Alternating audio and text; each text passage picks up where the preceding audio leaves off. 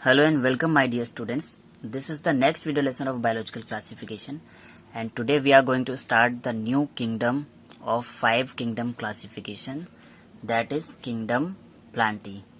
As we know, in the 5 kingdom classification of R.H. Whitaker, we already studied kingdom Monera, Protista and Fungi, and kingdom Plantae is the 4th kingdom, and after kingdom Plantae we will study last kingdom, that is kingdom Animalia.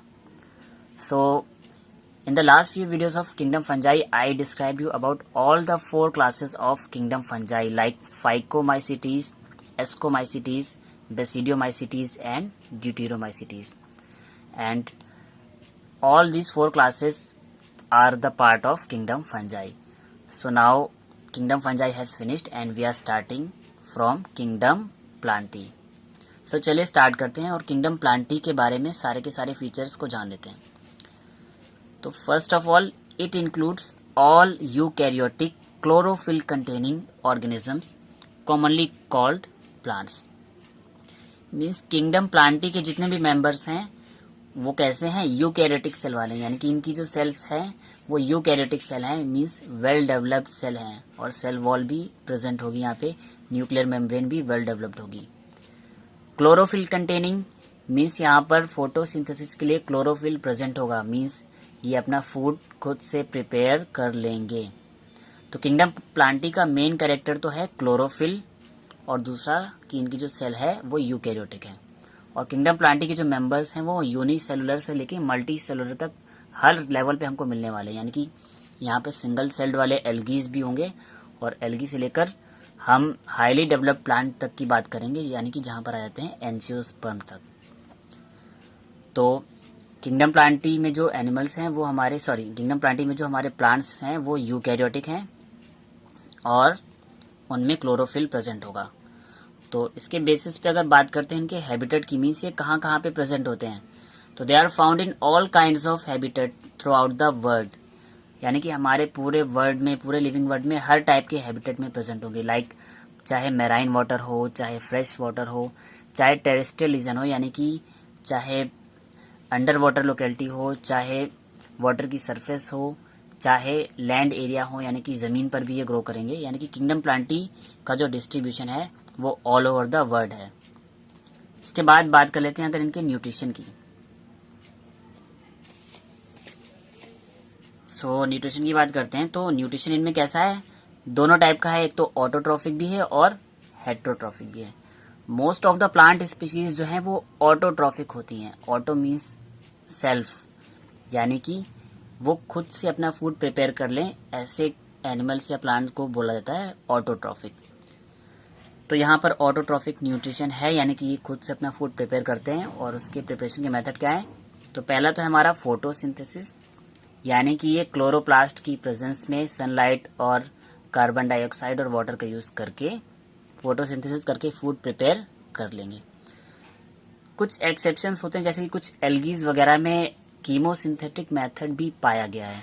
Chemosynthetic means कि ये algae जो हैं कुछ हमारे soil में रह रहे bacteria से क्या करते हैं, नाइट्रोजनस सब्सटेंस को ऑब्जर्व करते हैं और उसी केमिकल सब्सटेंस से अपना फूड, यानी कि ग्लूकोज या जो भी उनका प्रॉपर फूड होता है उसको प्रिपेयर कर लेते हैं। तो ऑटोट्रॉफिक में 2 कैटेगरी आ गई, एक तो फोटोसिंथेसिस और chemosynthetic. Most of the plant are photosynthetic, यानी कि जो मोस्ट ऑफ द कैटेगरियां होंगी वो केवल फोटोसिंथेसिस यानी कि प्रकाश संश्लेषण ही करेंगी। और बात करते हैं सेकेंड मोड ऑफ न्यूट्रिशन की, तो सेकेंड मोड ऑफ न्यूट्रिशन कैसा है इनका, हेट्रोट्रॉफिक, यानी कि हेट्रोट्रॉफिक में वो ऑर्गेनिज्म आ जाएंगे जो कि अपने फूड के लिए किसी अदर प्लांट स्पीशीज पे या किसी अदर ऑर्गेनिज्म पे डिपेंड होंगे। अब हेट्रोट्रॉफिक में कुछ कैटेगरी आ गई हैं, लाइक इंसेक्टिवोरस प्लांट। अब ये टर्म शायद आपने क्लास 10th में पढ़ी होगी, और नहीं पढ़ी होगी तो अगर आप फर्स्ट टाइम भी पढ़ा है तो मैं क्लियर कर देता हूँ। इंसेक्टिवोरस प्लांट ऐसे प्लांट होते हैं जो अपने फूड के लिए किसी इंसेक्ट पे डिपेंड करते हैं, यानी किसी कीड़े मकोड़े को ये इंगल्फ करके, डाइजेस्ट करके अपना फूड जो है ऑब्टेन करते हैं। इनमें होता क्या है कि इनकी जो फ्लावर के जो पेटल्स होते हैं, इनकी जो लीफ में कुछ ऐसे स्पेशलाइज्ड या मॉडिफाइड स्ट्रक्चर होते हैं जहां पर जैसे ही कोई इंसेक्ट आकर बैठता है वो उसे कैच कर लेते हैं और उसे पूरा का पूरा डाइजेस्ट कर लेते हैं। तो ऐसे प्लांट को हम कार्निवोरस या इंसेक्टिवोरस प्लांट बोल सकते हैं। इंसेक्टिवोरस प्लांट के एग्जांपल हैं जैसे लाइक वीनस फ्लाई ट्रैप। कुछ और एग्जांपल होते हैं लाइक ड्रोसेरा एंड यूट्रिकुलेरिया, ये भी इंसेक्टिवोरस प्लांट होते हैं। और कुछ प्लांट स्पीशीज पैरासाइट भी होती हैं। पैरासाइट का मतलब मैंने बताया था कि किसी अदर प्लांट या एनिमल पर एज अ पैरासाइट रहेंगी, मीन्स उनको क्या करेंगी, हार्म पहुंचाएंगी और खुद क्या होंगी, अपना प्रॉफिट लेंगे, यानी खुद अपना फूड गेन करेंगी। तो पैरासाइट में क्या होता है, एग्जाम्पल है कसकटा। कसकटा को अगर आपने नॉर्मली देखा हो तो नॉर्मल आपकी डेली लाइफ से मैं एग्जाम्पल बताता हूँ, अमरबेल। अमरबेल को ही हम बॉटेनिकल लैंग्वेज में कसकटा बोलते हैं।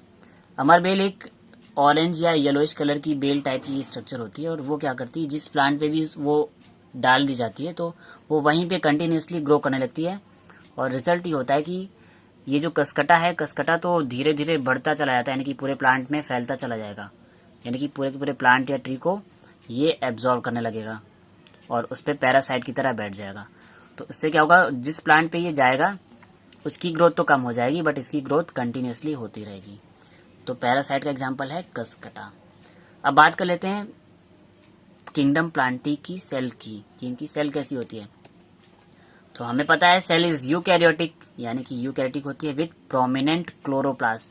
प्रोमिनेंट का मतलब होता है क्लियरली विजिबल, यानी कि बहुत well developed clearly visible chloroplast होता है जो कि क्या करता है, फोटोसिंथेसिस। और बात करते हैं अगर सेल वॉल की, तो cell wall made up of cellulose. Most of the जितने भी प्लांट्स होते हैं उनकी जो सेल वॉल होती है वो सेलुलोज की ही बनी होती है। तो these were some important features of kingdom plantae. इसके बाद किंगडम प्लांटी के कुछ और इम्पॉर्टेंट कैरेक्टरिस्टिक में एक लास्ट पॉइंट बचता है, that is alternation of generation. और ये अल्टरनेशन ऑफ जनरेशन बहुत इंपॉर्टेंट पॉइंट है क्योंकि ये डायरेक्टली आपके एग्जाम में पूछ लिया जाता है, that what is alternation of generation. तो मैं आपको यहाँ पर बताऊंगा और एक डायग्रामेटिक वे में बहुत इजीली डिस्क्राइब करूंगा ताकि आपको क्लियर हो जाए कि अल्टरनेशन ऑफ जनरेशन होता क्या है। तो अल्टरनेशन ऑफ जनरेशन को समझ लीजिए, कह रहा है life cycle of plant has two different phases, distinct phases, यानी कि दो अलग अलग फेजेस होती हैं प्लांट की लाइफ साइकिल में। एक तो होती है पहली फेज जिसको बोलते हैं डिप्लॉयड स्पोरोफिटिक फेज। डिप्लॉयड का मतलब होता है कि यहाँ पर हमारी जो सेल्स होंगी वो डिप्लॉयड स्टेज में होंगी, यानी कि 2n होंगी। और स्पोरोफिटिक फेज के बाद सेकंड आ जाती है हैप्लॉयड, यानी कि n गैमेटोफिटिक फेज। तो सिंपल वे में यहाँ पर दो स्टेजेस होती हैं, एक तो डिप्लॉयड स्पोरोफिटिक फेज और दूसरी haploid gametophytic phase. Diploid sporophytic phase में क्या होता है, हमारे स्पोरोफिटिक फेज में मियोसिस होती है और ये डिप्लॉयड स्पोरोफाइट से हैप्लॉयड स्पोर बन जाते हैं और वो स्पोर आगे जाके एग और ओवम में डेवलप हो जाते हैं। और वो एग और ओवम कैसे होंगे, हैप्लॉयड। तब उस स्टेज को हम बोलते हैं गैमेटोफाइट। और वो गैमेटोफाइट यानी कि एग और ओवम वापस से फर्टिलाइजेशन करके क्या बना लेंगे, जायगोट। और जायगोट से फिर से एक डिप्लॉयड एम्ब्रियो बन जाएगा और वो डिप्लॉयड एम्ब्रियो बना लेगा स्पोरोफिटिक फेज। तो basically these two phases alternate with each other and thus the phenomena is called alternation of generation. Means की प्लांट की लाइफ साइकिल में ये दोनों फेजें एक दूसरे के अल्टरनेट चलती हैं, यानी कि जैसे पहले डिप्लॉयड आएगी, फिर हैप्लॉयड, उसके बाद फिर डिप्लॉयड और उसके बाद फिर हैप्लॉयड, यानी कि स्पोरोफाइट स्टेज चलेगी, उसके बाद तुरंत गैमेटोफाइट, गैमेटोफाइट फिर से आ जाएगी स्पोरोफाइट में, और यही साइकिल कंटिन्यूसली चलती रहती है। और इसी प्रोसेस को बोलते हैं हम अल्टरनेशन ऑफ जनरेशन, कि ये दोनों स्टेजेस एक दूसरे को अल्टर करती रहती हैं। That's why the phenomena is called alternation of generation. और इजिली वे में डिस्क्राइब करता हूँ एक डायग्राम के थ्रू, शायद आपको बहुत अच्छे से क्लियर हो जाए। सो अगर आपको ये डायग्राम दिख रहा है तो इसे ध्यान से देखिएगा।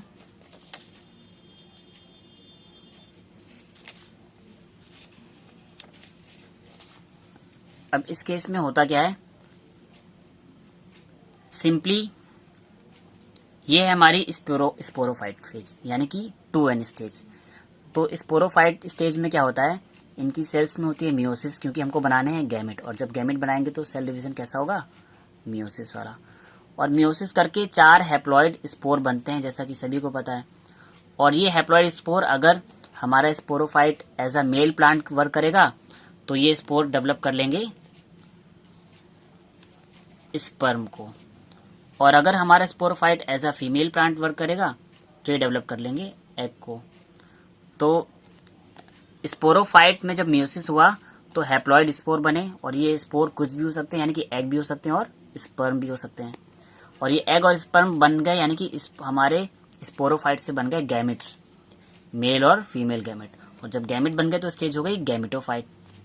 अब इस गैमेटोफाइट स्टेज में क्या होता है, एग और स्पर्म एक दूसरे के पास में आते हैं, यानी कि सपोज ये एग है और ये स्पर्म है, दोनों एक दूसरे के पास में आएंगे, ये भी हैप्लॉइड है और ये भी हैप्लॉइड है, और दोनों मिलके क्या बना लेते हैं, 2n यानी कि डिप्लॉइड जाइगोट। तो इस तरह से गैमेटोफाइट स्टेज में क्या होगा, एक प्लांट से एग आएगा, किसी दूसरी प्लांट बॉडी से स्पर्म आएगा, और दोनों जो है मिलकर प्रोसेस करेंगे, जिसको बोलते हैं फर्टिलाइजेशन। फर्टिलाइजेशन का मतलब होता है एग और स्पर्म का मिलकर जाइगोट का बनाना, ठीक है। तो जब फर्टिलाइजेशन होगा यानी कि सिंगैमी, यानी कि एग और स्पर्म यहाँ पर दोनों मिक्सअप हो जाएंगे, और जब एग और स्पर्म मिलेंगे तो इन दोनों के न्यूक्लियस फ्यूज होंगे और बना देंगे जाइगोट। जाइगोट यानी कि 2n। अब जाइगोट में आगे फिर से कौन सा सेल डिवीजन होगा, माइटोसिस, और माइटोसिस से क्या होगी, इसमें ग्रोथ होगी, और ये जाइगोट से बनाएगा एम्ब्रियो, और एम्ब्रियो से पूरा का पूरा प्लांट बॉडी में डेवलप हो जाएगा, जिसको हमने बोल दिया स्पोरोफाइट। अब ये प्लांट बॉडी फिर से म्योसिस करेगी अपने रिप्रोडक्टिव पार्ट्स में, और फिर से बना लेगी स्पोर। तो इस तरह से ये साइकिल कंटिन्यूसली चलती रहती है। एक बार स्पोरोफाइट स्टेज आती है और दूसरी बार में गैमेटोफाइट, और ये दोनों एक दूसरे को अल्टरनेटिवली क्रॉस करती जाती हैं, कि फर्स्ट टाइम स्पोरोफाइट, फिर गैमेटोफाइट, फिर स्पोरोफाइट, देन अगेन गैमेटोफाइट। और इसी फिनोमिनन को बोला गया है alternation of generation. So I hope student आपको ये वीडियो पसंद आया होगा, और अगर आपको ये वीडियो सच में समझ आया है तो प्लीज़ इसे लाइक कीजिए और सभी स्टडी रिलेटेड ग्रुप्स में शेयर कीजिए। और लास्ट वीडियो सेशन में जैसा कि मैंने किंगडम फंजाई की चार क्लासेस डिस्क्राइब कर दी हैं, तो अगर आपने वो वीडियोस नहीं देख पाए हैं तो मैंने उन सारे के सारे फंजाई के जितने भी वीडियोस हैं उनके लिंक मैंने इस वीडियो के डिस्क्रिप्शन बॉक्स में शेयर कर रखे हैं। तो उन वीडियोस को आप डिस्क्रिप्शन बॉक्स के लिंक में जाकर क्लिक करके आराम से देख सकते हैं। और चैनल को सब्सक्राइब कर लीजिए और बेल आइकन भी प्रेस कर लीजिए, ताकि अपकमिंग वीडियोस की नोटिफिकेशन भी आपको टाइमली मिलते रहें और आपकी स्टडी कंटिन्यू चलती रहे। So thank you class, and next class में हम स्टार्ट करेंगे kingdom animalia. Thank you students.